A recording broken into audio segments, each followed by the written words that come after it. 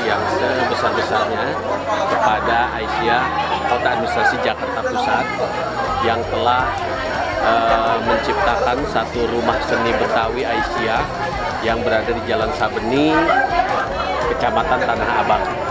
Ini salah satu upaya bagaimana budaya Betawi itu bisa dilestarikan melalui peran Aisyah, perempuan berkemajuan, ya, perempuan berkemajuan sebagai program strategis yang ada di Aisyah Muhammadiyah, dan ini merupakan bukti nyata bahwa untuk mengembangkan budaya Betawi harus dibuat titik-titik atau pusat pengembangan budaya Betawi yang tersebar di tiap-tiap wilayah.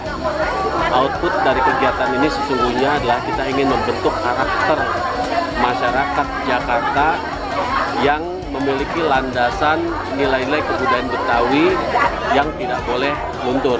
Kenapa? Karena memang masyarakat Betawi menjadi tuan rumah yang baik bagi seluruh suku bangsa yang ada di Jakarta.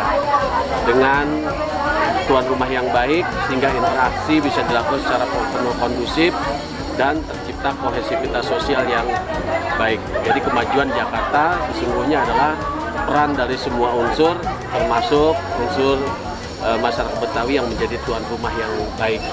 Sehingga aktivitas sosial, aktivitas ekonomi, aktivitas kebudayaan yang berada di Jakarta bisa berlangsung dengan amat baik.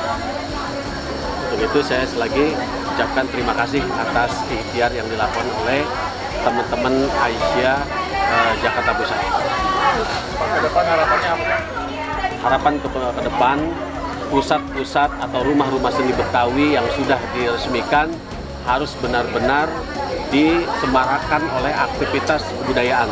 Tadi sudah dicontohkan, ada Sohibul Hikayat, ada Palang Pintu, ada juga tari-tarian, ada juga tadi kita saksikan ornamen-ornamen Betawi yang tentunya ini merupakan salah satu media untuk diperkenalkan supaya kita tidak lupa dengan akar sejarah perjalanan Jakarta yang tidak lepas dari budaya Betawi. Baik, terima kasih Oke, Pak. makasih ya. Oke,